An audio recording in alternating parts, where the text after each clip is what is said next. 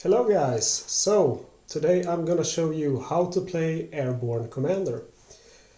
We'll start with the setup of the game. First we have our mission cards, which are basically the core of the game. And according to the rules, if it's your first time playing, you should play with the mission cards in numerical order. And you can find the numbers here, 1, 2, and so on. When you played it a few times, you can shuffle these cards to get a more unpredictable game. In my experience though, it doesn't necessarily mean that the game will be easier or harder. Sometimes it can be much easier than having them in the numerical order, sometimes it can be a lot tougher. Totally depends on what you draw. So start by putting them in numerical order or shuffling them if you have played a few times. Then you will have your allied cards, and these are the cards which have the 101st Airborne Division patch here in the corner. So you'll take all these cards and shuffle them together. You'll have 10 disorganized cards. Just put them under your mission deck. You'll have your first troops. These guys have a parachute icon here in the corner. There's 8 of them. And what you'll do is you take these 8 guys and you will take 3 disorganized cards. And you will shuffle these together, and this will be your player deck. And when you're done that, you're ready to start playing.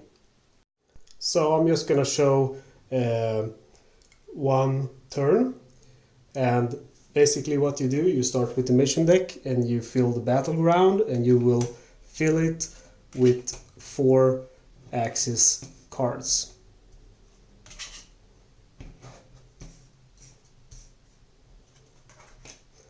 After you've done that, you're going to go ahead and fill the drop zone with your allied deck.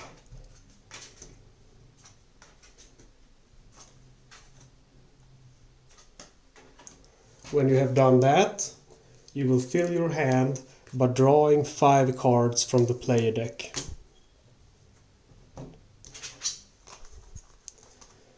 This is the battleground for your units. And this is the support area for your units. One support action would be suppress. So if I would want to suppress that infantry, I would put the sergeant here in support area. I could go ahead and engage the mortar with my private, and I would then put him in the allied battleground. So let's resolve this battle. The sergeant is suppressing the infantry here, and he goes into the discard pile, and the sergeant also goes into the discard pile of the allied or the player deck. The tank here is unopposed, so he also goes into the discard pile, but he will bring me a disorganized card into my player deck discard pile. The private engages the mortar, and the mortar has a higher attack value than the private's defensive value, so he goes to the discard pile, but the private is KIA. The blockhouse, however, will never give you a disorganized card because it's a static defense. Static defenses will never give you any kind of disorganized, but they will remain on the battlefield, and they will stack up to 4. If you get 4, you will lose because you're captured. Anyway, we will get into that later. I still have these 3 cards in my hand. I only use 2 cards. The Pathfinder has a recruit ability, so does the Lieutenant. I could use the Pathfinder here to recruit 2 of these guys. And those 2 guys and the Pathfinder will go to my player deck discard pile. These 2 guys I'll save them on my hand. Cards that you don't use will not go to the discard pile. You get to keep them. And for the next round, we'll just do it over again. Filling the battleground, filling the drop zone, and drawing 5 new cards.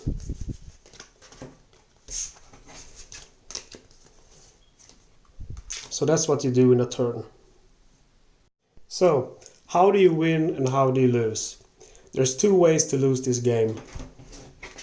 One of the ways to lose this game is if you leave 4 of these static defenses unopposed. Let's do an example. Let's say that I have 3 unopposed defenses from earlier rounds. I have a blockhouse, another blockhouse, I have 2 blockhouse, and I have a roadblock. Like I said before, they stack to the right of the battleground. And for this turn, I'll draw these 2 cards, 2 infantry and a roadblock. And I don't have any good cards. I have nothing really to go against the static defense. So these 2 guys get through. I get 2 disorganized cards from them. And the static defense will stack with the other static defense. I now have 4 static defense stacked, which means that I have been captured and I have lost the game. But remember that 3 of them stack together and 1 separately because I drew 1 new doesn't mean you lost. You lose in the end of that turn if you don't manage to suppress or oppose one of them. One thing that some people tend to forget is that you can suppress the infantry roadblocks, the infantry static defenses. So a unit with a suppression ability could suppress it to remove it. Also, you can send a unit against, for example, a blockhouse. The blockhouse will kill him, but the blockhouse will go away after because it has been opposed. So you don't have to kill static defenses or units, you just have to oppose them to get them away from the battleground. The second way to lose is if you have too many disorganized cards, and what you need to do to lose is actually to get all of them into your player deck. So let's say I have 9 disorganized cards from previous rounds and I'm now playing a new round here, and all I have on my hand, I drew 5 cards and I got 2 privates and 3 disorganized cards. So all I can do here is go against 2 of these and they'll go into the discard pile, but this guy, he's gonna get through. He gives me the last disorganized cards. I now have 10 disorganized cards in my player deck. I've been scattered and I have lost the game instantly. Okay, so how do you win the game? You win the game by going through all of the mission deck without being captured by 4 static defenses or by being scattered by getting all of the disorganized cards in your deck. When you have won the game or when you have went through all of the mission deck, you will look at all of the units you have killed and all of the objectives that you have captured. For every objective you capture, you will get 2 victory points. For every vehicle that you will destroy, you will get 1 victory point. For every infantry you destroy, you will get half of victory points. So this would be 2, 3 points with the armor, and then it would be 5 points with the infantry. Then you go through your hand and you count the number of disorganized cards you have, and for each disorganized card you will subtract 1 point. So I have 5 victory points here, but I also have 4 disorganized cards in my hand, which means I will subtract 5 by 4. I have 1 victory point. If you get a negative score, you don't lose. You do get a campaign ribbon. If you get 0 to 2 victory points, you get a victory medal. If you get 3 to 5 victory points, you get a bronze star. If you get 6 to 8 victory points, you get a silver star. If you get 9 to 11 points, you get a Distinguished Service Cross. Now there is a special victory condition, and that's the Medal of Honor. And basically what it means is that if you ever get enough units killed and objectives to get 12 victory points, you will win the Medal of Honor immediately and the game is over. And you will not subtract the disorganized cards in your hand. So that can happen at any point in the game once you have gained enough units and objectives to get 12 victory points. So how do you kill an enemy unit? The units have attack points and they have armor, and they have two kinds of attack. So this is a small arms attack that's only effective against infantry units, and this is the health of the unit, or the armor, or whatever you want to call it. So this soldier has 1 in small arms attack and 1 in defense. If we look at an allied unit, this soldier has 1 in small arms attack, 2 in AT attack, 2 in defense, and this is the cost of the unit if I want to recruit it. Okay, so let's look at an example of a battle. First, we have the German infantry here with 1 attack and 1 in defense. We have our allied private here with 2 small arms attack and 2 in defense.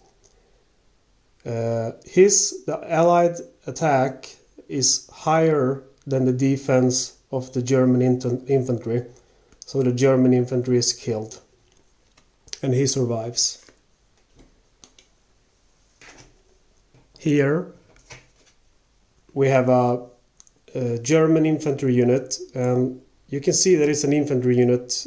You might not think that it is because it's a flak gun, but the icon here shows that it's an infantry unit. He has 4 in small arms attack and 2 in defense, so I need 3 attack to be able to kill him. I have here 3 privates.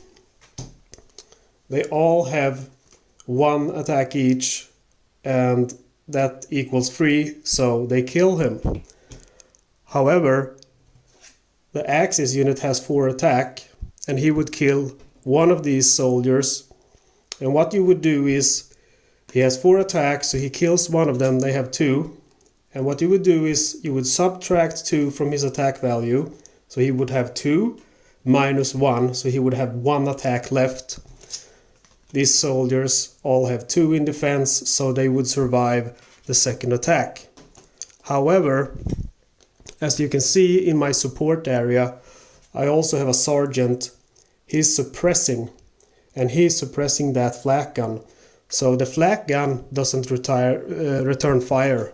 It gets destroyed by my 3 privates attacking. Then we have an armored car, and the armored car has 2 in small arms attack and 1 in defense. I'm engaging it with my private. The private has 2 anti-tank attack, and we can see that that's higher than the 1 defense value of the armored car, so he destroys it.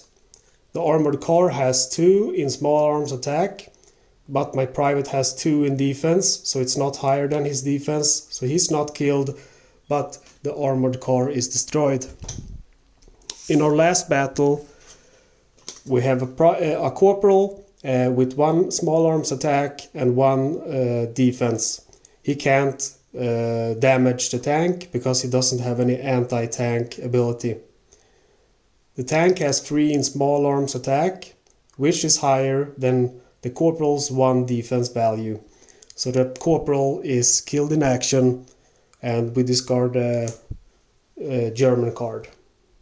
Alright, so let's talk about the different kind of cards from the mission deck. You have the standard infantry. As I said, you will see identify them here with the infantry icon. That's the attack value, which needs to be higher than the allies' defensive value to kill them, and that's the defense value there. We have an armored, and we can see there's a tank icon there to identify it as an armored unit. Again, attack value, that's a small arms attack value and defense value. We have one special card in the mission deck, and that's the Kraftgradmelda. Works the same way, but if you don't destroy him, next turn draw additional axis card if not destroyed, meaning you will face 5 cards instead of the 4. He's an infantry unit, and even if you suppress him, that action there is going to trigger and you're going to face 5 cards instead of 4.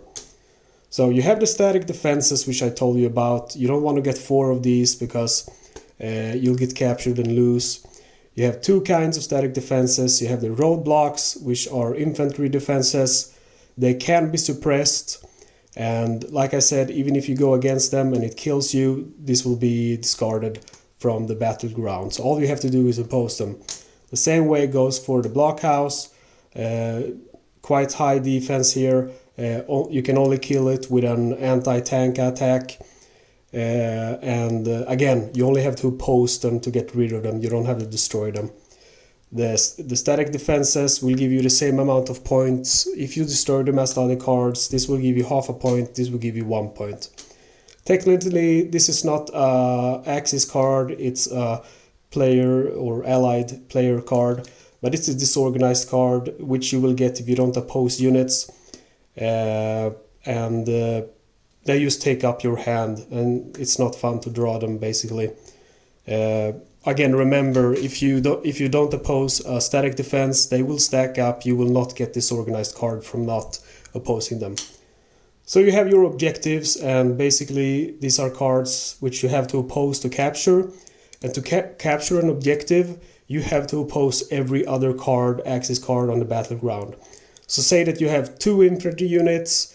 You have the objective, and then you have 2 static defenses stacked up. You have to engage those 2 infantry units, oppose them, attack them, suppress them, and those static defenses, and then you have to use 1 man to capture the objective.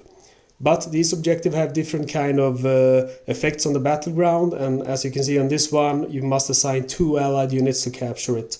So that means you would have to have 2 units to engage the infantry, and 2 for the static defense, and then 2 for this.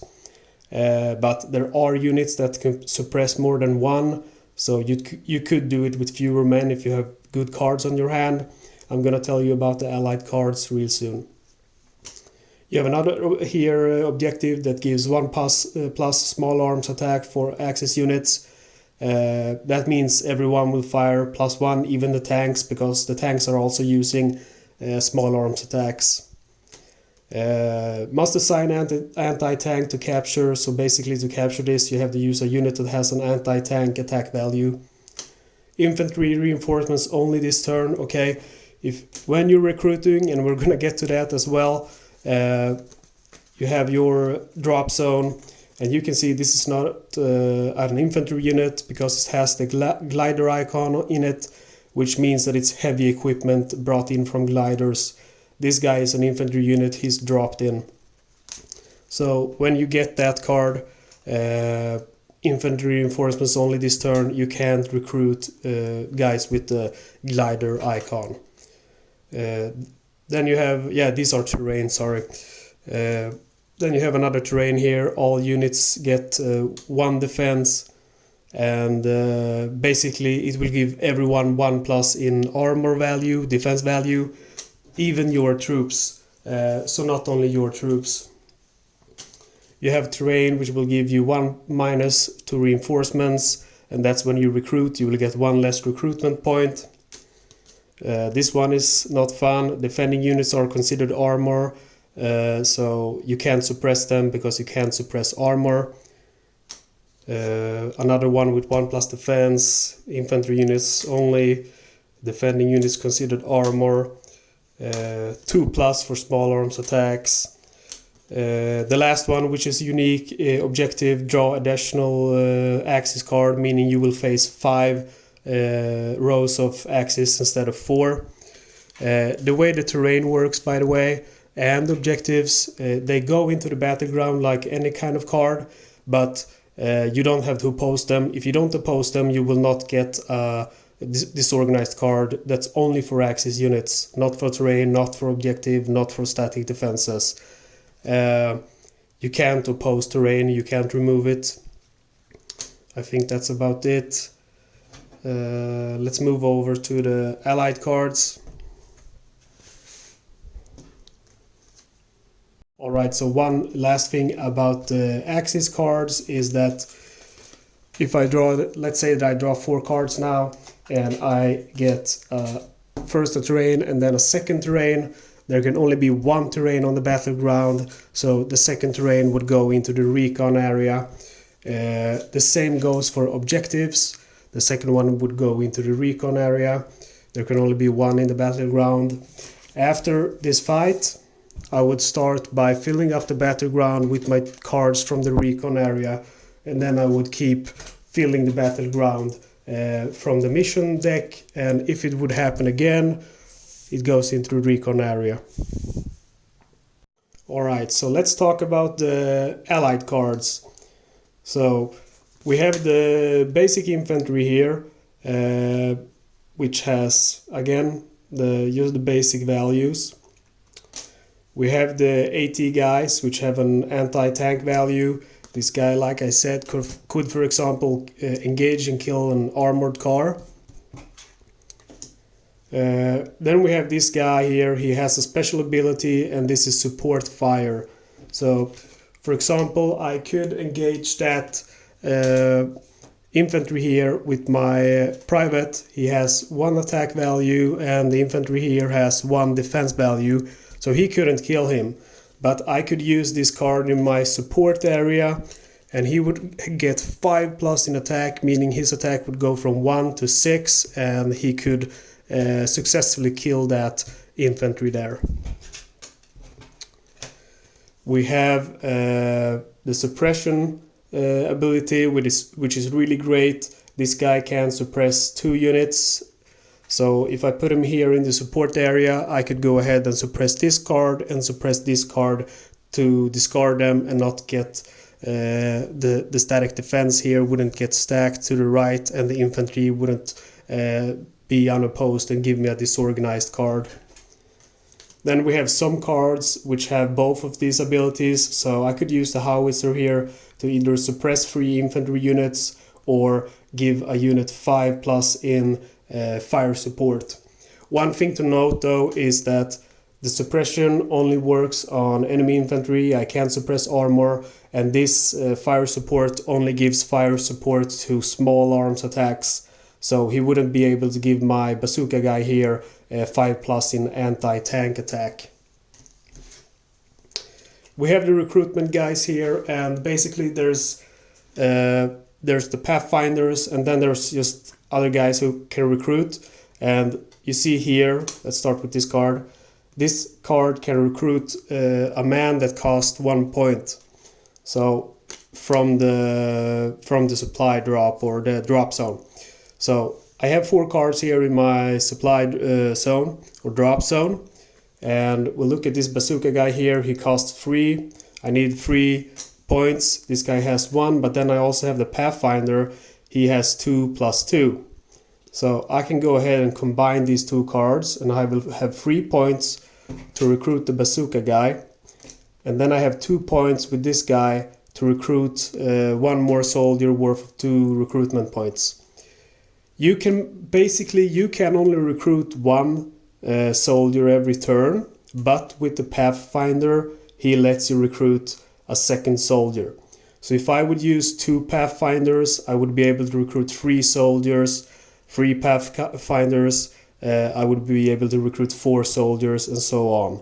And yeah, that's how you recruit.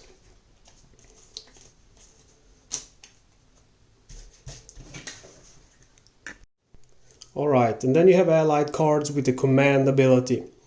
This guy has the ability to use his command ability in the support area, and you will immediately get to draw 2 new cards from your player deck. You have this officer here with the inspire ability. If you have drawn a disorganized card this turn, you get to discard that disorganized card and draw a new card from your deck. Then you have the last ability here, and this is the rally ability. And what it lets you do is, I'll use this in the support area, and I get to remove a disorganized card from my hand to the disorganized card pile.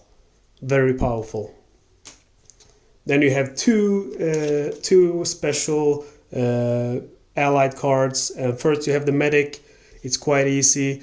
Let's say that I engage this here armored car with my major.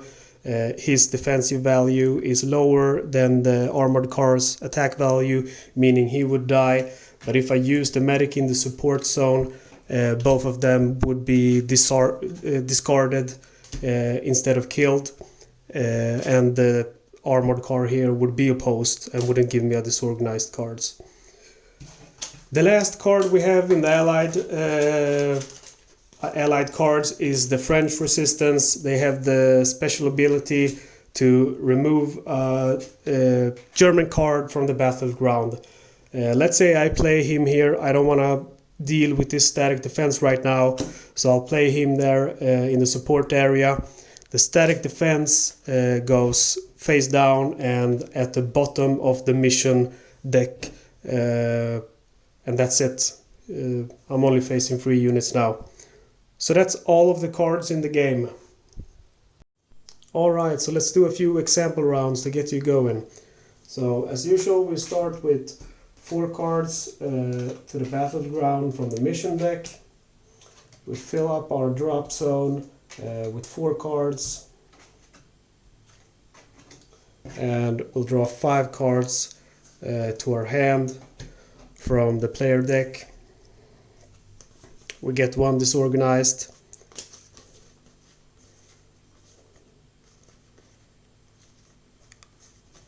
I'm gonna go ahead and use my private here on him. I'm suppressing the other infantry, and I'm gauging the tank with my second private, and I'll discard my disorganized. I save this on my hand. So his attack value is 1. The private's defensive value is 2, so he doesn't kill the private. The private's attack value is 1. His defensive value is 3, so he doesn't manage to kill the German infantry either. So they both go to the discard pile. My sergeant suppresses the infantry, which goes to the discard pile. You can see the suppression icon here. My private engages the tank. The tank kills my private, but it's not unopposed, so it goes to the discard pile. The static defense is left unopposed. It goes to the right. Now it's time for recruitment. I have 2 recruitment points here. I'll choose to recruit this soldier here with 2 recruitment cost, and they go to my discard pile. Okay, next round. We get terrain, infantry, and another static defense. We have to get 2 new cards every round in the drop zones. We have to choose 1 card here to remove, and we'll remove the captain. We draw 2 new cards. We get a howitzer and a bazooka trooper. And time to draw 5 new cards from our player deck. We get 2 disorganized and 3 soldiers. I'm gonna go ahead here and engage the 2 static defenses. And the static defenses kills my privates, but they don't stack up.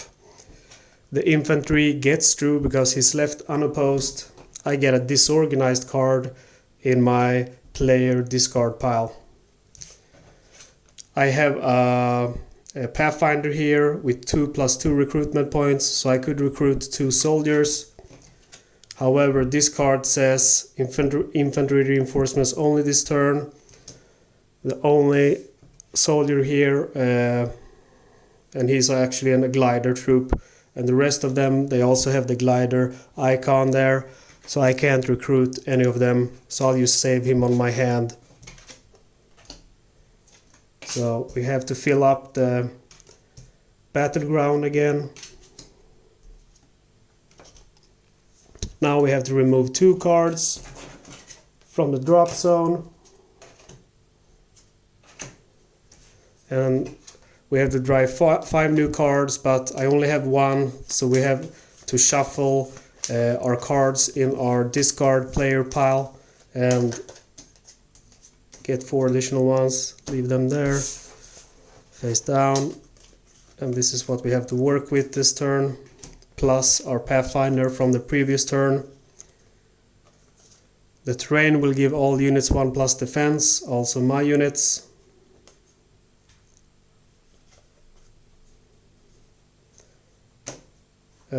I will have to sacrifice some units if I don't want to get more disorganized cards, so I'm choosing my cheapest units, and I'm engaging the tank and leaving the other ones. So the tank kills my private, the static defense stays, the terrain and objective goes away, and I'll look at my recruitment points here. I have 2+2, and then I have a 1 and a 2 and a 2. Do I want to recruit or do I want to save them till next turn? I think I want to recruit, so I'll use my Pathfinder here together with the Sergeant and the Corporal. And the Sergeant gives +2, the Corporal gives +1. So I'll give the use the Sergeant with the first value, so I will have 4 recruitment value, and then I will have 1+2, which is free. So I'll get the Bazooka Trooper and a Mortar. They cost 3 and 3, so I'm wasting 1 point by using the Sergeant because I have 4, but obviously these both cost 3, but that's fine. They go into my discard pile, and I will save the Lieutenant for next round. The next round will look the same as the other ones, drawing 3 new cards, filling up the drop zone. And like I said, even if you haven't recruited 2, you have to draw 2 new cards from the ally deck. So say that I hadn't recruited a single soldier, I would have to choose 2 cards to discard and draw 2 new ones. One last thing to note, the game ends when the mission deck is finished, but it will also end if the allied deck finishes before the mission deck finishes. Those are the 2 ways when the game is finished and you calculate your points.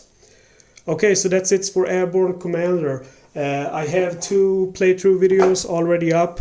One playing with the mission deck in numerical order and one playing with the mission deck shuffled.